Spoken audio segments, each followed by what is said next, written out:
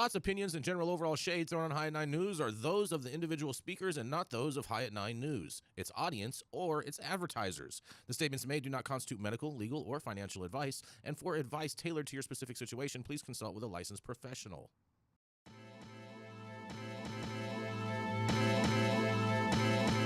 Welcome to the High at 9 News Hour, where you will hear from cannabis industry experts and professionals from around the country talk about important topics while shining light on global issues and discussing cannabis as it relates to politics, regulation and reform, data and technology, science, research and medicine, family and parenting, art, celebrities and entertainment, fitness, sports, mental health and wellness, and plant-based medicines and entheogenics. Together, we are building a stronger community, fighting the stigma and creating change. With your hosts, Jason Beck and Rico Lamitte, joined by special industry expert correspondents from around the country, and daily antics brought to you by Cannabis. Coming to you live every Monday through Friday at 9 a.m. Pacific Time and high noon on the East Coast. And thank you all for getting high at 9 with us.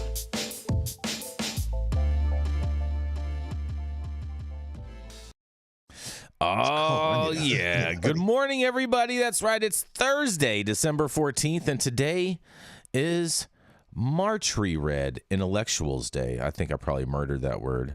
Martyred Intellectuals Day. National Alabama Day, you guys. It's Roll Tides Day. It's also National Bouillabaisse Day, whatever the hell that is supposed to be. Roll Tide. Yes. And, of course, it is Monkey Day as well, for monkeying around all day and every day. It's racist, Jason. It's racist. Be careful, Jason. Stop it. Stop the cap. Stop the ridiculous. But thank you for joining us and getting high at 9 with us. It's also high noon on the East Coast. And please remember to like, share, and subscribe to us on all social media platforms. You can look down below on your screen to see where we live on the internet. And we are live every Monday through Friday on YouTube. And now you can also find us on Rumble, Twitch, Twitter, Facebook, and today we are now live on Instagram, you guys. At least we think we are. So shout us out, let us know what you think. And, of course, today we kicking it off with the dope dad himself, Mr. Rico Lamitte. He is the Quasimodo caretaker, and today he happens to rock a beanie as opposed to a ball cap, with his glasses and his matching hoodie that matches his backdrop. That's right, it is the dope dad himself, Mr. Rico Lamitte. Thank you, Jason. Yes. Thank you, Jason. Crowd goes wild. Yes, they did. And I hate to be the bearer of bad news, but California cannabis is no stranger to over-leveraged, debt-ridden companies, entrances to collateral-free, good faith consignment agreements across the supply chain, and operators ghosting after failing to achieve operating profit margins to keep afloat. Many Golden State operators have been living on borrowed time. The rent has been way past due, and we've seen plenty of good folks, small and large, this year, served up eviction notices. But what happens when the rest of the country, emerging and established markets, choose to cover their own eyes and blindly follow Stevie Wonder backstage without any of his handlers? Could the bursting of a looming national debt and delinquent payment bubble be the final nail in the coffin for the cannabis industry as we know it? Portland-based Whitney Economics, led by heavy-hitting cannabis and hemp consultant Bo Whitney, has hit us with nothing but bangers this year when it comes to market insights, investor trends, and economic research papers that have read like tea leaves each round. With the trends his teams reported on often becoming leading indicators, and seen in major regional industry headlines soon after. Well, they're back at it again and leaking preliminary data from their latest nationwide survey of cannabis operators and ancillary businesses, aiming to assess the impact of delinquent payments and what impact that they're having on the cannabis industry as a whole. And it ain't pretty. The survey's preliminary findings indicate that delinquent payments represent an existential threat to cannabis operators regardless of size or market. Per the release, The objective of the survey was to determine how pervasive delinquent payments are on the cannabis industry and to assess the overall economic health of cannabis licensees. Previous research by the firm revealed less than a quarter of cannabis operators in 2022 were profitable. The delinquency survey attempts to dive deeper into why everybody continues to struggle. So according to the data, 43% of industry respondents say that delinquent accounts receivables are impacting operators' abilities to service their own debt. 32% of respondents say delinquent accounts receivables are impacting an operator's ability to pay state or federal taxes. 59% say delinquent payments are having a greater impact on their business than federal tax policy 280E. Let that sink in. Folks failing to pay their bills on every level is causing the bill collectors to default on their own debts, which is robbing other folks of the cash flow needed to pay their state and federal taxes. And now everybody's saying that this pandemic of deadbeats has way worse of an impact than 280E ever has. Sounds like a recipe for success. The piece goes on to say that some respondents indicated delinquencies were in excess of 2 months of revenue, totaling millions of dollars, and that they needed to run their yearly operation on what amounted to 10 months of cash flow. The lack of access to cannabis operators to traditional financial tools like bridge loans or loans against accounts receivable is reaching a tipping point. So folks are dumpster diving into deals with predatory lenders with interest rates often running between 33 and 50%. Without access to bankruptcy protection, the results of business failure in cannabis is just complete individual wealth destruction.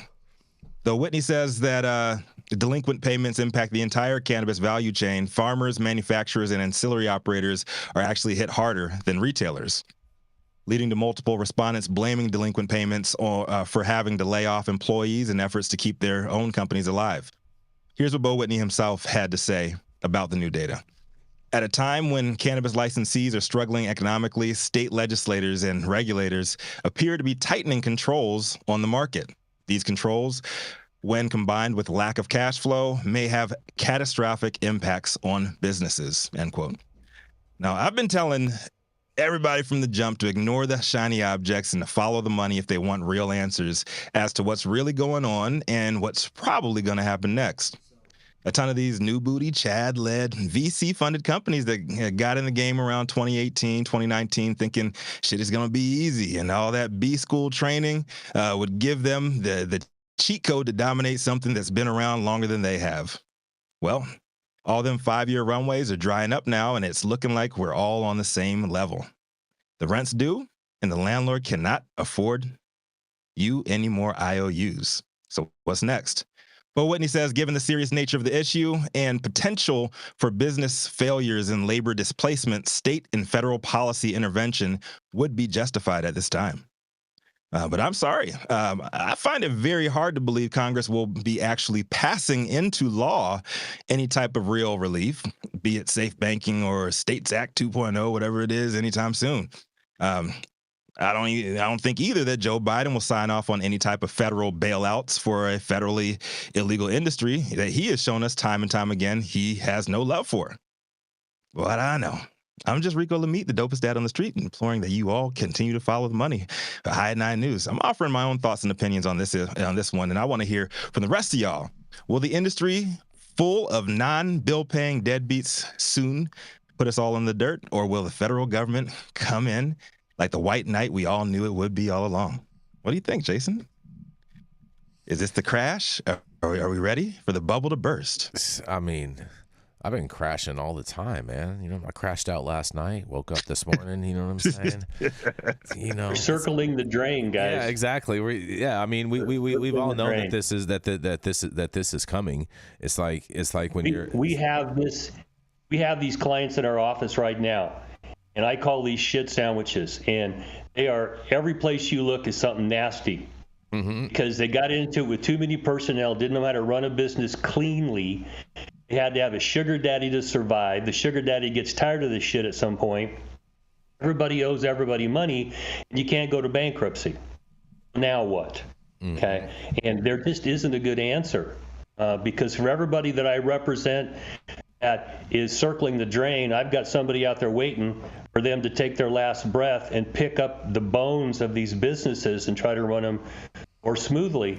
Yep. And that's a hell of a place to be. When new places are opening up, how do you tell them, oh, this is going to be fine? You can't make any money. Your sugar daddy's going to fuck you every time he gets a chance. Everybody's going to owe everybody money.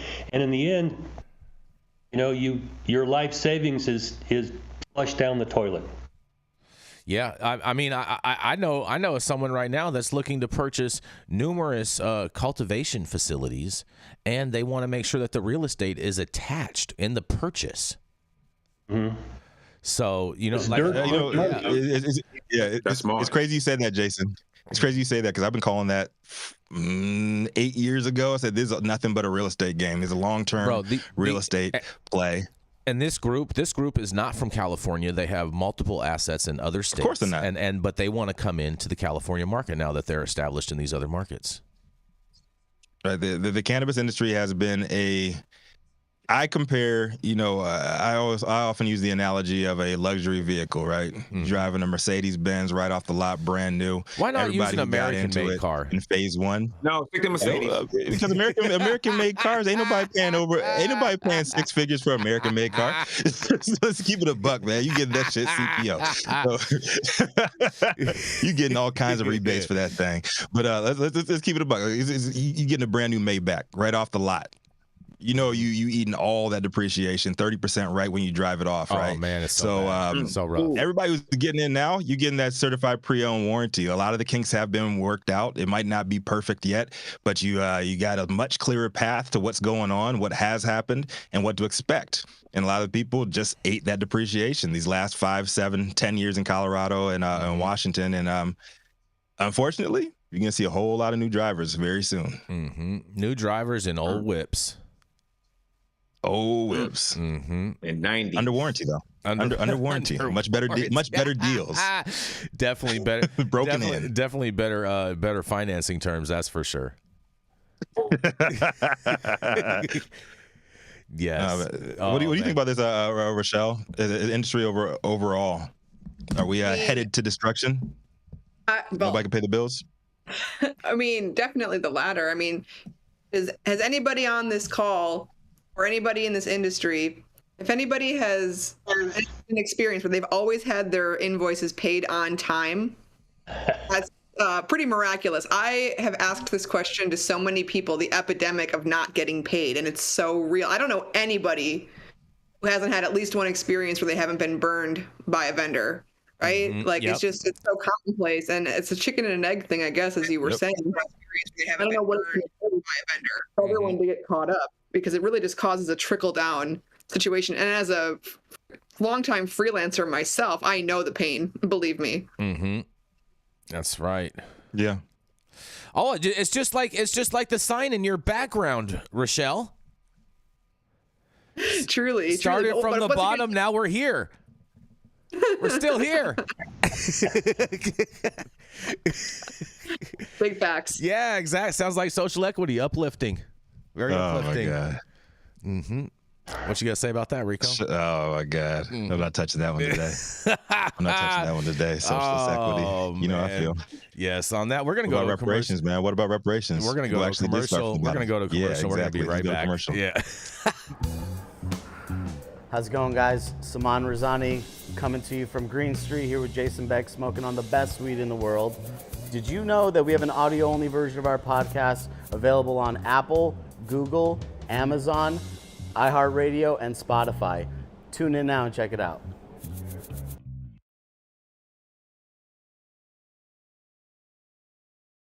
Oh, you got money to be at MJ Biz, but you don't got money to pay me? Is that what you were telling them, Rachelle? You're better than me. That's how you flex, everyone there would have knew they owed me money.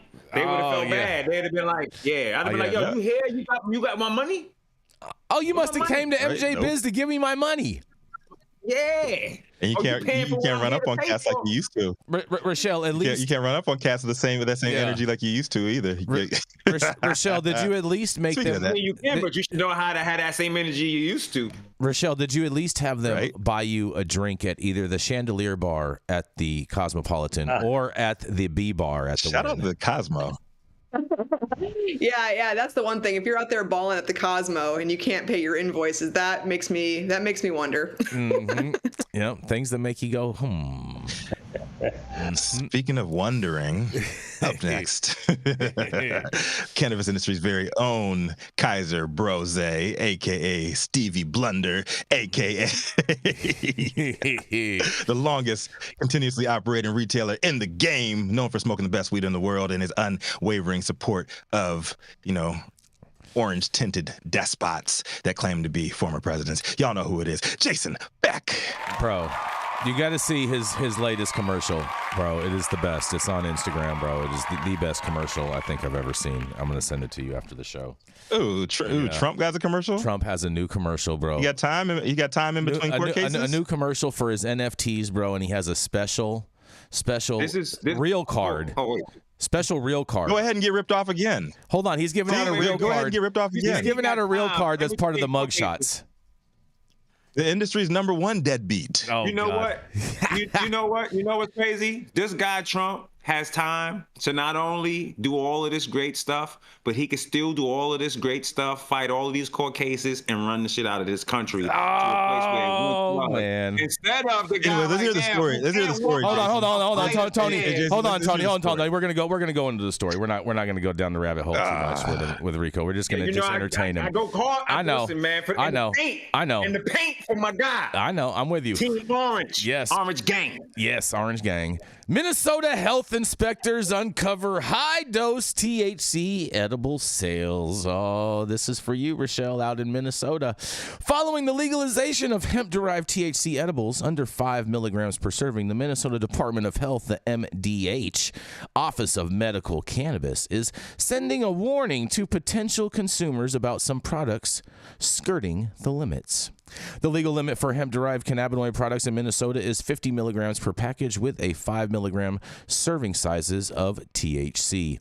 According to a press release, throughout the last 4 months, MDH has implemented a registration campaign to identify establishments who had been previously selling hemp-derived cannabinoid products and require registration to sell them legally. Sounds like that lady that they were having to be the head of their organization a while ago, Rico. The department says it has since found illegal high-dose hemp-derived products that may contain hundreds of milligrams of THC per serving and with multiple servings in a package, creating products well above the legal limit. Recent inspectors of retailers selling hemp-derived cannabinoid products found these illegal high-dose products in 39% of establishments, according to the department. When found, inspectors required establishments to destroy them. Minnesotans are asked not to purchase products that exceed the legal limits for THC and to report the products to the MDH if found for sale. Retailers found selling non-compliant products that exceeded the state legal limit for THC could face fines of up to $10,000 per incident, and state officials say they will continue to significantly increase education, inspection, and enforcement actions to remove high-risk products from the Minnesota marketplace. You guys, oh man, this sounds just like such a shit show to me, but I want to hear what y'all have to say because this is Jason Beck for the High at 9 News. What do y'all think about this? Minnesota and their high dose edibles. Rachelle, what you got on this? The part in the article that was key for me was how they're telling Minnesotans don't buy them and report them if you see them. Here's the thing. The people who have been tasked with regulating the hemp-derived market are not doing it, period, right? Like, they don't have the resources, they don't know what they're looking for, and they don't know why. So they're relying on their constituents to essentially tattle on one another if they're selling non-compliant product. And this stuff is everywhere. I mean, I was at my local, we have a lumberjack days here where I live, and there was a company selling THC infused slushies right on the street, way overdosed. They had hella non-compliant product. Every single cop in town was at this event, and they just blew right by because they don't know what they're looking for and they don't care. Yep. It's really fascinating. Yep. It's just like when we were in Florida and we asked the cops, they're like, can you tell the difference between hemp and weed? And they're just like, not even no. Yeah, no. But yet the Blacklist posts a video of some guys smoking THCA at the bus stop the other day and getting arrested by cops. Yeah, it's shouldn't have wild. smoked it. They shouldn't have lit it up. It wouldn't have been illegal. Played themselves. Yeah, they played themselves. That's for sure. But man, this is super interesting with this hemp derived stuff. I mean, the reality is, I don't understand how some consumers are supposed to know if products are overdosed. As far as, because their labeling on the package is going to say that they're compliant regardless. They're not going to just be advertising that their stuff is hot and that it tests too heavy, because they're probably not even testing it to even check it in the first place. But some people are straight up selling hot product and proudly doing so, which is, I bet you they have the most sales. They have the most sales too, because people are like, oh, this is the best product. I get the highest from this stuff. I don't know what's up with their 5%, but this is the highest 5% I've had. Or what's even more interesting is they go over to Wisconsin, where cannabis is technically illegal, but you can buy hella strong Delta 9 hemp-derived products, Delta 8, HHC, THCA flower, up and down the board. No one cares. So in a way, they're less restrictive than we are, even though cannabis is legal here. It's very backward. Interesting. Well, the last story we did about the industry circling the drain is why this is happening and why the trap always wins. This is sort of between trap and legal. Mm-hmm. And if you're running a legal business and you can't pay your bills and some guy says, hey, I'll take your product or we'll do this or that and you can make money right now, stuff in your pocket, have a nice day, it's not going to stop. Mm-hmm. They're overregulated, overtaxed. They don't know what the fuck they're doing. What's an overdose on THC? I mean, it's so independent. And people just want this stuff. So, hey, if you can't get it in the store legally, a guy goes, hey, step around the corner. I got something for you. Mm-hmm. And that's why this is never going to stop. That's definitely going to stop. Never. That is for sure. That is for sure. All right. Well, we're going to keep this train rolling right now. We're going to move right on into everyone's favorite cranky old uncle. That's right, Mr. Dale Schafer. He's the founder of Armada Law Practice, and at one point in time did some time for a cannabis crime. That's right. Get ready to piss up a rope. It is Mr. Attorney Dale Schafer. Good morning, everybody. My story this morning comes out of Law 360. And it's, and I gotta make sure I get this name right, because it's Dr. Sunil Agarwal. He's a Seattle physician. I don't know if he's a psychiatrist or not. He filed a petition in October of 2022 to reschedule psilocybin. He filed it with the DEA. And then what we all expect to happen with the DEA is they rubber stamp the denial. We won't do it. He ran to federal court, and he put on to the federal court that they got to do more than that. And so the Ninth Circuit Court of Appeals issued an order a month or two ago. Yeah, you got to send it back. The DEA's got to do better than this, because they have to tell us why they're making a determination so we can follow and track what they're doing and saying. It's sort of a due process right. Mm-hmm. And so it got sent back to the DEA, and I don't know why it took this doctor 2 months to figure out, oh, they forgot something. But he filed a petition with the Ninth Circuit for a rehearing, claiming that they left something out of their order to send it back to the DEA. They were required to send it to the FDA, have expert input scientifically on whether this could be used with restrictions.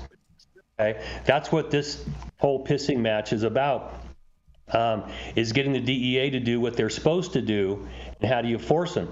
And as I was reading this, I hearkened back to the multiple times that NORML and other groups, MAPS and other groups have filed petitions to reschedule cannabis over the years. And you get into this, I call them an administrative clusterfuck. And this Controlled Substances Act set this all up to be administrative law. and you jump in, file a petition to do something. They string you along until you get tired of it. You run to court.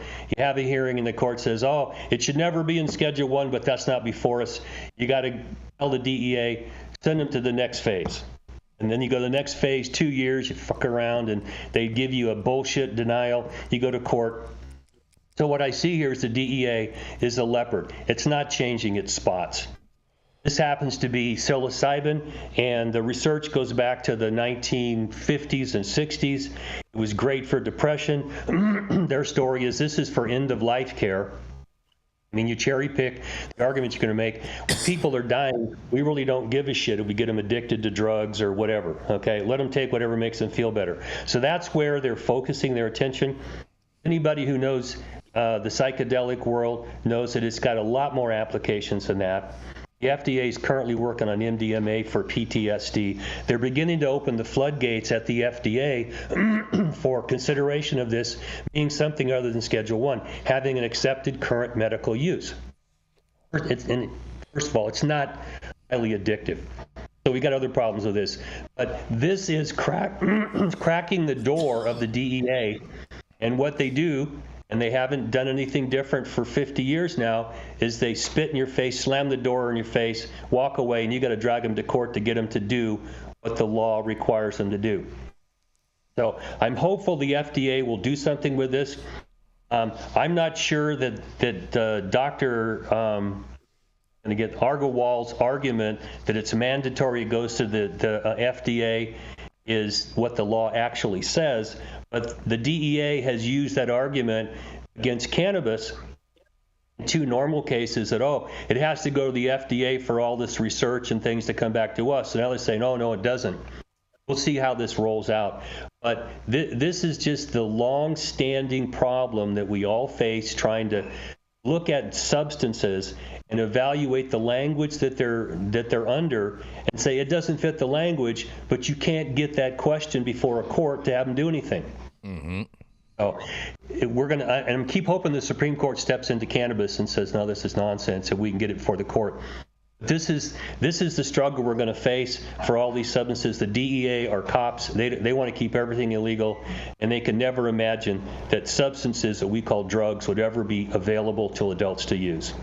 That's my thought for the day, my story. Kick it back to y'all. What do you think? I think the FDA needs more money. I mean, they got like 6 people. They got like 6 people in the whole agency in charge of all that shit. They literally can't really enforce anything until people get hurt, right? And they're underfunded, man. We want them to run shit. Like, we want to look at it to the FDA. Like nah, DEA is already corrupt all the way through. For generations, and the FDA, thanks to Orrin Hatch, one of your homeboys, Jason, gutting that shit so we can have all these supplements and everything that don't do shit, and it's all messed up. I don't know. I mean, you're more optimistic on this one than I am, Dale. Like I don't think. I'm confused, Dale. I'm confused a little bit by this story because we covered the redacted paper in regards to the Schedule 3 documents, and in there it clearly states that the FDA needs to, or basically the DEA has the full authority to reschedule cannabis, and that the FDA and HHS don't have that authority. But yet you have the Ninth Circuit basically saying that for mushrooms, that the DEA has to consult with the FDA in regards to this. So I'm a little confused on that. Can you kind of break that down a little bit? Circle jerk, it sounds like. When the Controlled Substances Act was passed in 1970, the Congress delegated to the executive branch the rescheduling authority. Mm-hmm. They delegated to the DEA, which I think was officially started in 71, something like that. And they put it into this administrative law circle jerk, I call it. Well, we've had some decisions recently. The SEC case before the Supreme Court was one, and there was another one last year where they went back to the enabling language in Congress and said, hang on for a second, we're going to take a look at this and see, do you guys really have the authority you're claiming you have now? Okay, so there's a lot of things up in the air, Jason. This has been lost to the real legal world for 50 years because it gets trapped in the administrative runaround. I would like to see Congress do something. The odds of that are slim to none. As you said, Biden's not going to do shit about any of these things because his drugs are a hot issue for him and his kid right now. Besides, he's helped start the goddamn war on drugs back in, or gear it up in the 80s. So I see it happening. I think we're going to have the court step in. I don't know if they're going to prevail on their interpretation that it's mandatory you send it to the FDA. We'll see about that. But when you look at bureaucracies, DEA was well funded by Nixon, and once you give a bureaucracy power and money, they ain't never giving that shit up. They're just not going to do it. And this is just another window in the DEA's. You're going to have to rip this out of their cold, greedy hands. Yep. That part. They have guns. Yep, they do. They got a lot of guns. Money. That's for sure. They use them too. Mm-hmm. And if you don't have your cameras locked on them, they will blame everything on you. Oh man, I got DEA stories from when they come after me. Those son of a bitches are ruthless. Yeah, hey, it never gets into your discovery when they charge you. Yep. Well, that shit never happened. I was fucking right there. You did it. Exactly. Lying sexy. Yep. Oh man, the first time I got raided by the DEA, the very first time. Like they did all kinds of crazy stuff. They destroyed every single camera in the place. They contaminated my hard drive of my computer system with some kind of virus. But it amazed me that they didn't take the hard drive because I got a hacker who was able to spend more time than them and basically unhacked what they had hacked. And so then all of a sudden I had all of the camera footage all of a sudden again. So... Oh, they don't like that. Oh, they didn't. No, they didn't like that. They didn't like that. And we let Vice TV air that footage on their on their channel on one of the episodes, and that was pretty interesting. That was definitely pretty interesting because it does show clearly on the tape that they did not knock before entry. All they did was just quick blast, batter-ram the door. No knocking, no nothing. They're taking the fruit cups out of the refrigerator and fucking splattering them on the walls and just everything they can do to possibly make a mess. It was just unreal. It's crazy how they have all the tools, all the money to make sure that they catch us doing everything electronically, but somehow, when they're in the wrong, when the fingers pointed at them, everything seemed to malfunction. Yeah, we lost this footage. When they were after us, next door, in the suite next door, some company came in and all the curtains were blacked out, and we come in the morning and our computers would be unplugged. Mm-hmm. Phones would be unplugged, and you could see in the drop ceiling where there was dust from the drop ceiling on the floor.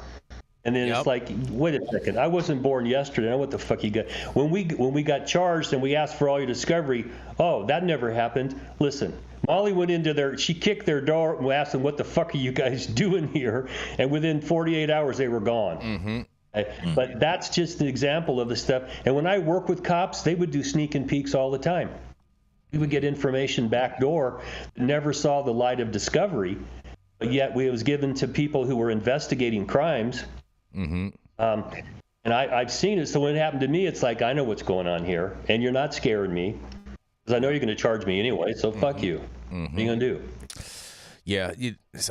We even had a floating wall for how you access the back of house, and they couldn't figure out how to get into the back of house when they came in there, and like they start ripping up the carpet. They're like, where's the underground entryway to the back? And I'm just like, brother, you pushed the wall right there, bro. It's not that difficult. You guys are crazy. Yeah. They raided us, Jason, and then I went to a dispensary, a trap shop in a local town, and across the street, the same people that raided me a couple weeks before, I saw them in the window acting like they were construction workers. And I walked up the window and waved at them. They fucking shit their pants.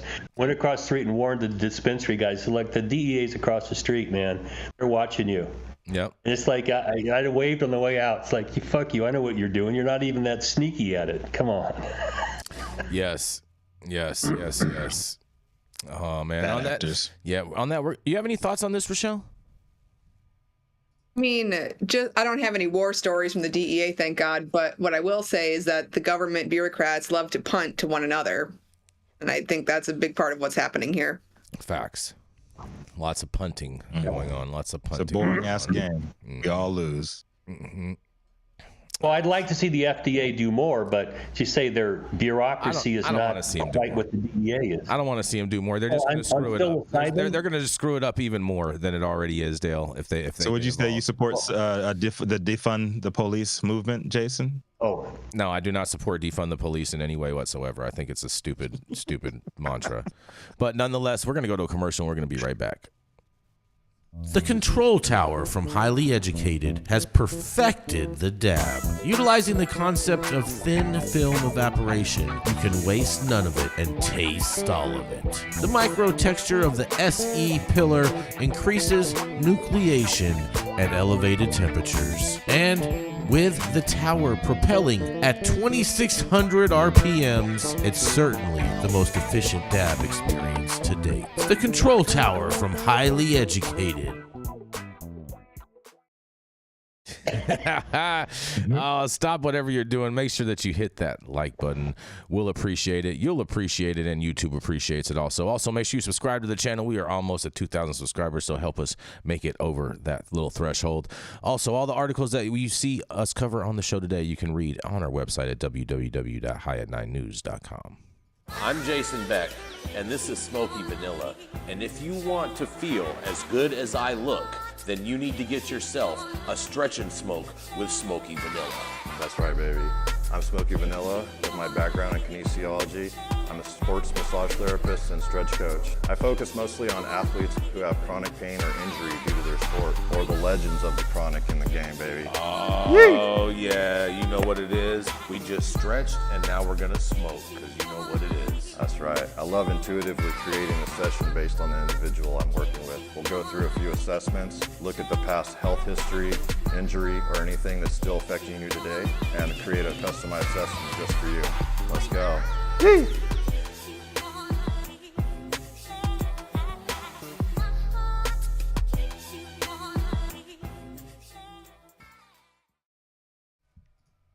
Up next, we got a superstar cannabis and psychedelics reporter, editor at Green State, and word on the block is she has the most robust Lego collection in the whole damn game. I don't know. I haven't seen it, so I can't speak for it. But y'all know who it is. Rachelle Gordon.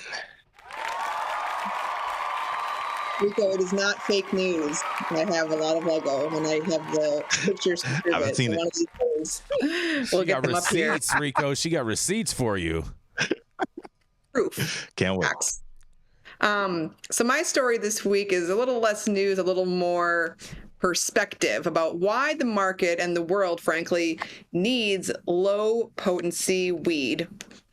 So again, this is a perspective, more of an op-ed, so it'll be in the first person. So here we go. Last week, I read a statistic that all but surprised me. According to consumer insights analysts at the Brightfield Group, 1 in 10 cannabis users prefers flower containing between 6 and 10% THC content, a far cry from the bud with 30 to 40% allegedly THC that is seemingly everywhere in the market. How often do you find low potency weed at the local dispensary? Pretty much never.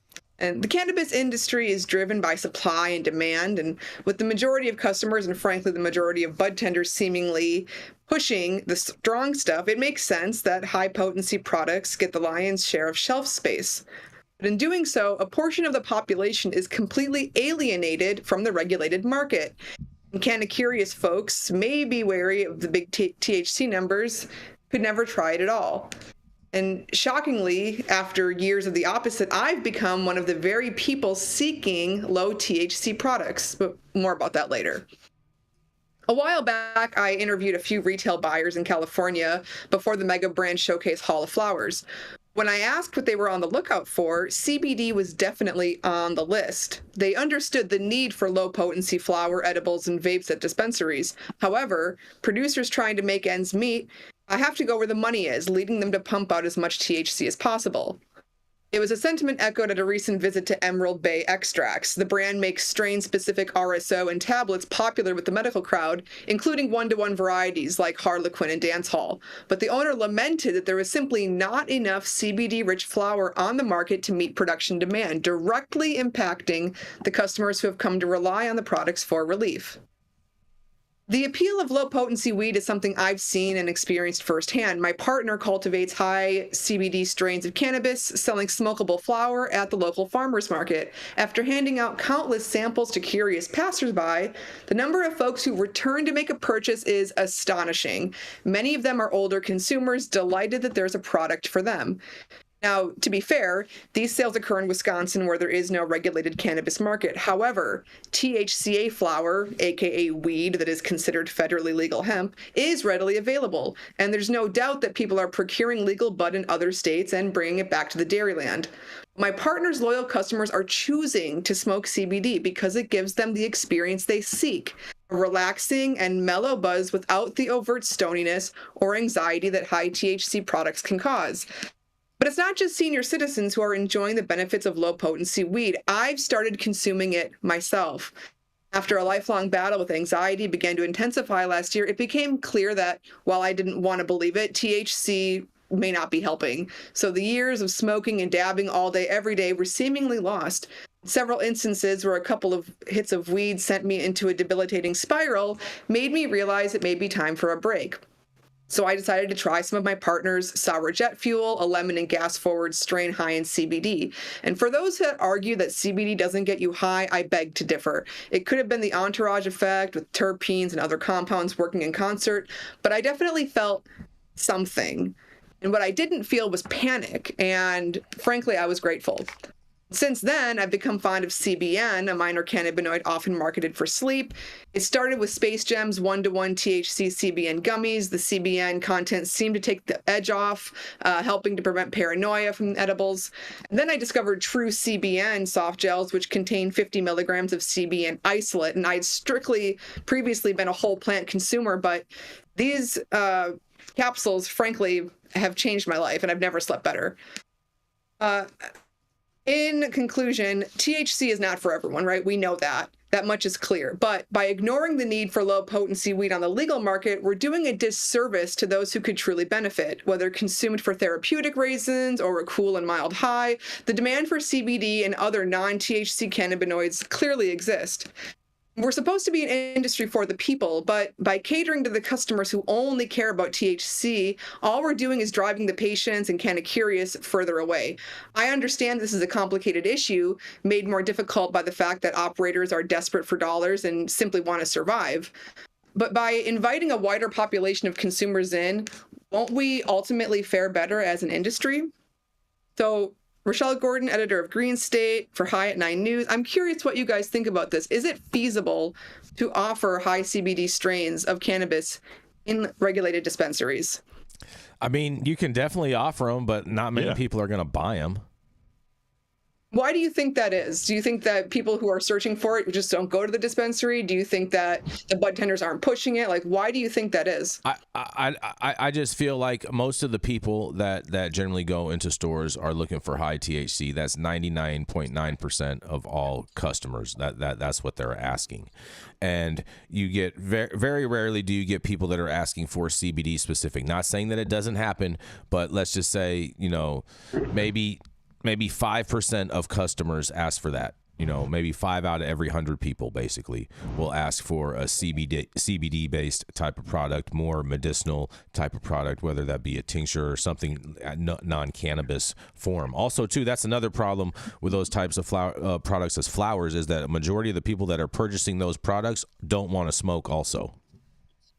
It's not just that, too. A lot of those products you can get from regular smoke shops that aren't dispensaries. So if you're going to a dispensary, I believe 99% of the people going there are going there for actual flower. They're not going there for Delta 8. They're not going there for anything else. They're literally just going there because they want the real thing. Because they can go to a regular smoke shop and just get Delta 8 strands or, whatever else that's really not, you know what I mean? So it's kind of my take on it. Mm-hmm.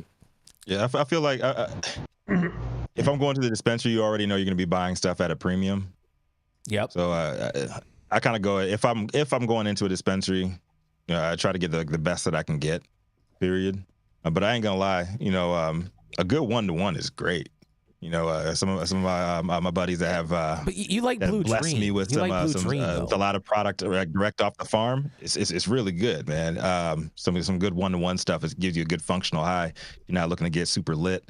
Yeah, if I ever I'm gonna buy something in the store, like I just wouldn't buy CBD at a actual dispensary. I mean, you bought Blue Dream. I never bought it. Knowledge, Never bought it. knowledge of people of this. I love how Jason. I love how Jason loves to keep on shaming me because that's my ADHD medicine. It gives me a functional high. You gotta have something. You gotta have something. We gotta have something. And for the record, I've never dropped cash. I've never dropped cash on it. I have an infinite supply. Are you sure? You know? I'm pretty sure I've sold you some Blue Dream before.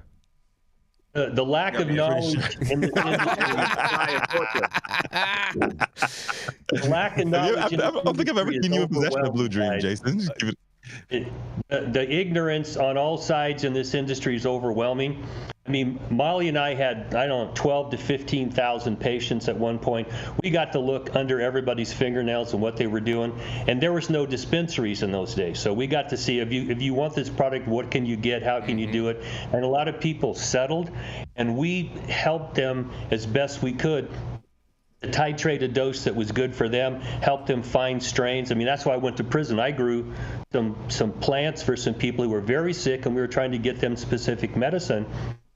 But even today, if you're in my age group, what we smoked 50 years ago was 3 to 5% THC when you broke it off the brick, and hash was maybe 10, 12%. Okay, that's what my generation grew up on. So, when I got out of prison after 12 and a half years of not being able to use weed, I took a dab and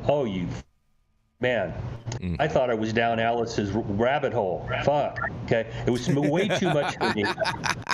And it's happened several times where the THC content was more than my brain could take, and it's like, I don't need this. But there's an entire market out there of people, and this is not necessarily a medical need, not just a recreational need, it's somewhere in between, that you have conditions, and in my family, my daughter, THC makes her sick. So we had to look around and find products that were low in THC, higher in CBD and the CBN and things like that to help her. But we're a medical family, so they're not marketing to people out there. They're not trying to educate people. Right now, to survive in the industry, you got to sell what sells, and that's high THC, and that's where you end up.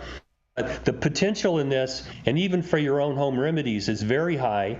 Because it's hard to sustain spending $300 or $400 a week trying to buy this shit to treat anxiety because you don't want to take Ativan anymore. Mm-hmm. That's just not sustainable. But you've got to have strains that you grow them yourself, and they actually have what you need, low in THC, higher in maybe CBD, CBN, things like that. Hell, try to find THCV that is like a coffee in the morning. There's a lot of ways to use this that just people are ignorant of. And bud tenders don't know about. I feel like, right, Rachelle, first off, I want to thank you for writing this because it is a topic I think that is under discussed, and I'm actually surprised. Like a lot of these newer markets that have popped up, we're not seeing a lot of these like low potency sales. They're just following the same path that we have gone into. Because it's what the consumer asked for, and it's what the consumer asked for. Yeah.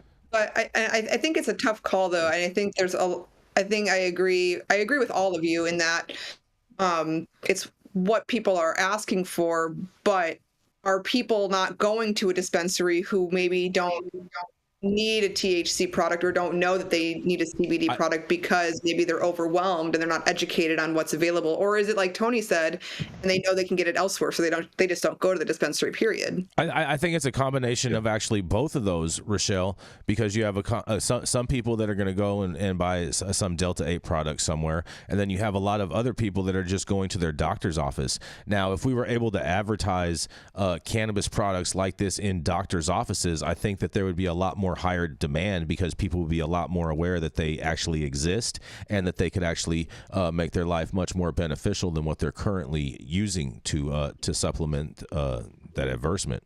So doctors are ignorant of this, Jason. Well, no, the cannabis. Hold on a second, bro. A dispensary is not going to pay a doctor a commission for a referral fee to come and purchase someone else's product. That's just not real. Okay, but you do have the insurance companies paying doctors to pump all these pills down people, and so they're at an economical disadvantage already from the beginning.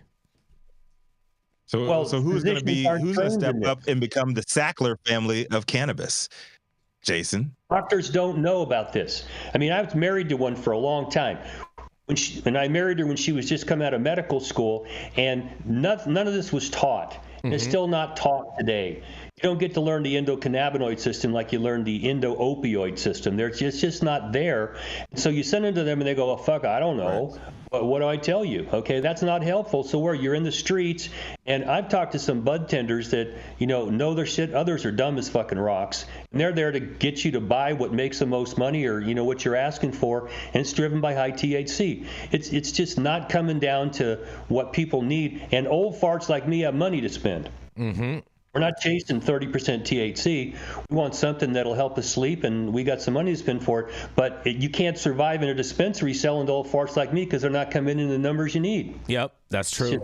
That's true. Not supportable. You guys are another 5% of the population.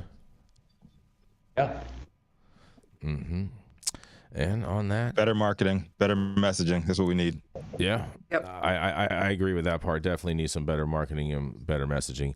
But coming up next, it is the man that you love to hate. He represents the black conservative voice that Joe Biden would love to silence for even acknowledging it exists. That's right, it is the man, Mr. Tony Montaga.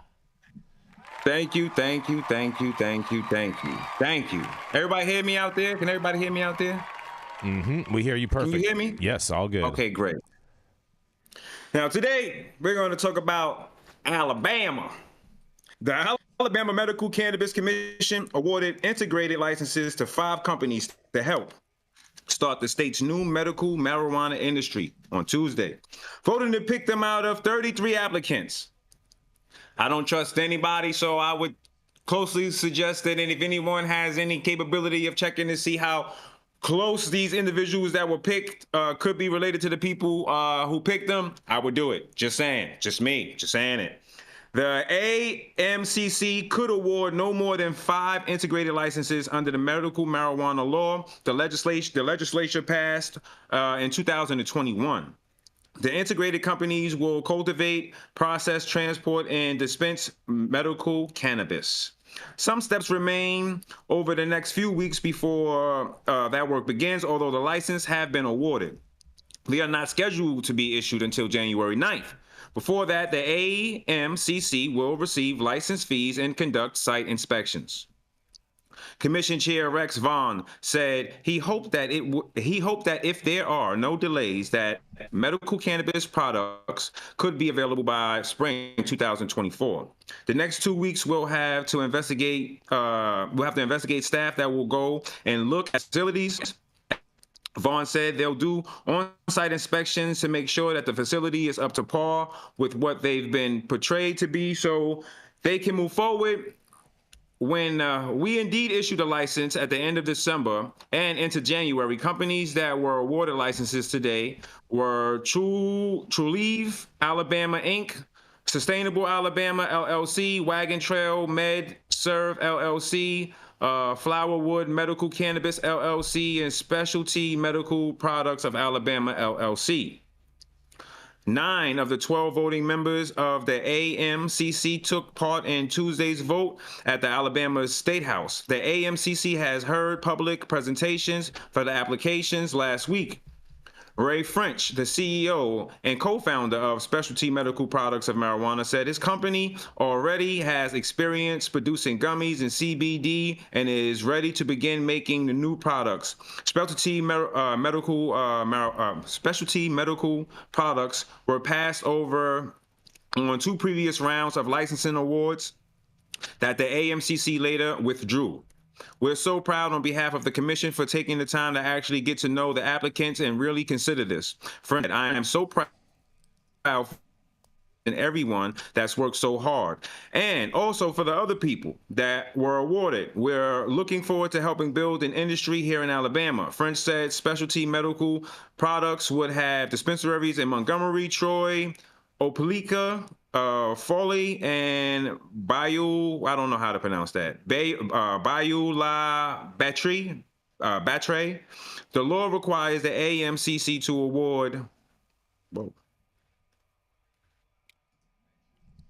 You lose it? Sorry, y'all. You lose it? Yeah, just the tablet just told me to flip it over. Oh boy. I kind of did. Hold on. All right. Well, I mean, the main point of this story, Tony, is that True Leave got a social equity license issued to them in Alabama. Is this all part of the? Is this all part of the Just Buy Weed from Women campaign? No, don't stop that. Stop that. I'm Jay. serious. Stop that. I'm serious. Don't I'm serious. give it that. How dare you? We're not good. No. You don't want to go down that. I mean, I'm mad I put that on the soundboard. They promote it. That's great usage. All right. Ain't gonna lie.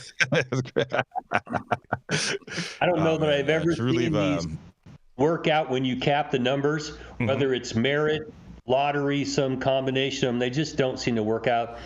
And, I'm always suspicious someone's palms getting greased here to get them in a position. Well, Dale, going back to your story how does Kim Rivers qualify for social equity in Alabama, you guys? Yeah, I'm just confused. How'd this happen? Well, Dale. Yeah, well, Dale, going back to your story from last week, it seems like the state did not want that smoke, and they ended up giving them back the license that they took from them. Well, it hasn't finished yet, and if this is the same group that we talked about last week, that was a bunch of knuckleheads running around. They had no idea. They kept changing their mind, changing the rules, moving the goal line. You cannot do this kind of shit, and you end up in court fighting over stuff. And my philosophy is make your criteria of what you've got to do to be able to operate and run one of these businesses. Don't put numbers on it. Let them go out, and if you can't run a business like everybody else starts a business, you fall on your face. Hey, you couldn't do it. Yep. Don't cap these things, because then you end up with corruption everywhere. That where there is progress by maybe I'm such a conspiracy theorist by now, is because I'm black and I know enough to know that everything that comes gift wrapped in a bow comes with something else. So now the downside of this to me. Yeah. I'm just telling you, the downside to this is to me is this. I've been in Alabama. I know how the police out there operate, and they're going to. This is just my opinion. They're going to have it legal so you could have medical cards and stuff like that on you. But for the people that don't have a card, for the people that are not paying for these cards, for people who are not paying into the system, I believe that they're going to be hitting them over the head. And I believe that they're going to have even more people being arrested for simple marijuana possessions and stuff like that. I think that is going to give them a lot more leeway to treat a lot more marijuana to treat people without cards a lot harsher than people with. A lot harsher. I think they're going to discriminate against people without cards to a great extent, because when you think about it, even when I was in California, it was like $100, right, to get a card, right? About $100. It's a lot less than that now, but yeah, okay, it has been $100 though, yeah. Oh, I could just see it happen. Iola Battery was from Forrest Gump, and that was one of those towns that were on there that you were. That's where Bubba had his Bubba Gump family. But I agree with Tony here that if they give one group some power, it means they're going to punish the shit out of people not following those rules, or try to. And Alabama is not California. Mm-hmm. I mean, they don't have a history of liking weed at all. So I wouldn't want to be caught in Alabama. Or black people. But again, that too.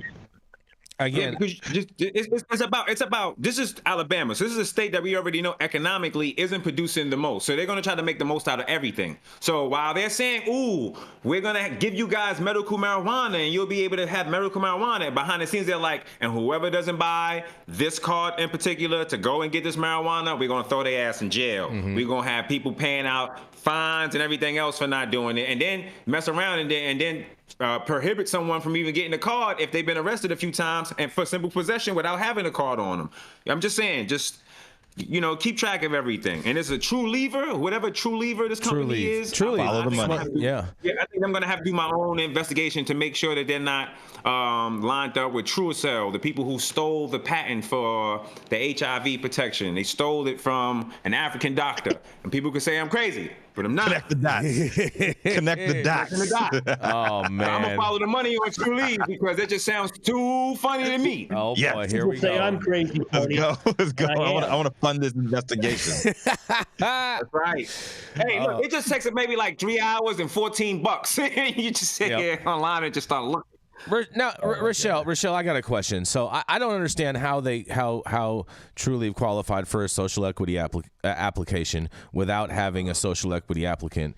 And there's been some chatter in there saying that Robert Delicioso has been working with Trulieve, and so they're saying that they may have been their social equity applicant. What do you think about that? Yeah, aren't they launching his brand in Florida? So that would make sense. You think that would make sense?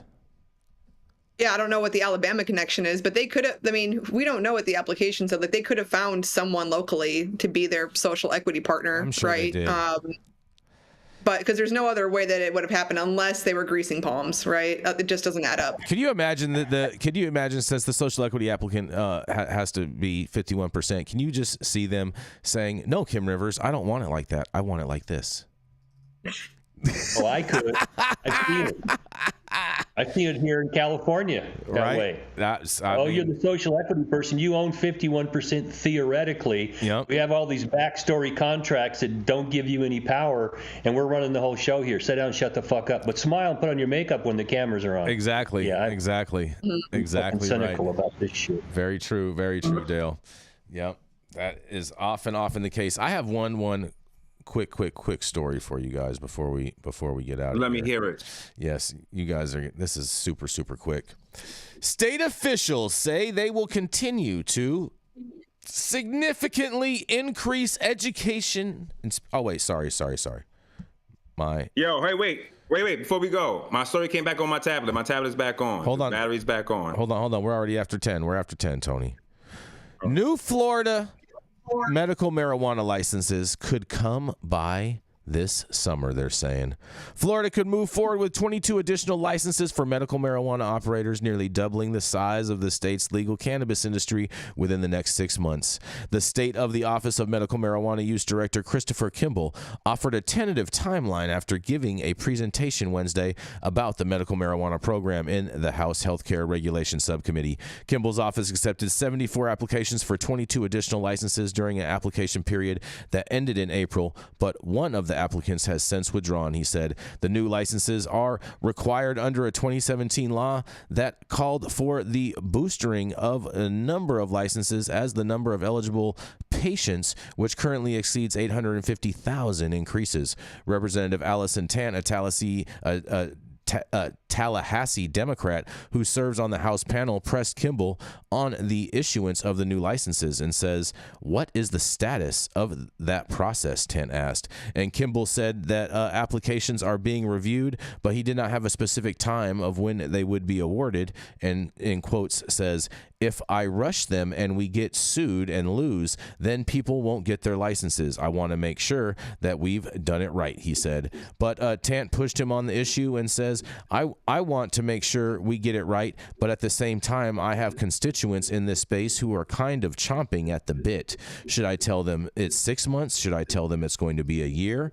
What would be the answer to tell them, Tant asked. And Kendall replied, "I would hope we could meet that 6 months. That would be my hope. Hope is not a plan, but that is what we're working on." And the April round of applications was the first major opportunity for newcomers in the industry to vie for a license in the 2017 legislation passed. And an initial round of licenses was based on a 2014 law that legalized non-euphoric cannabis for a limited number of patients. The state has issued 24 operators licensed in regards with that.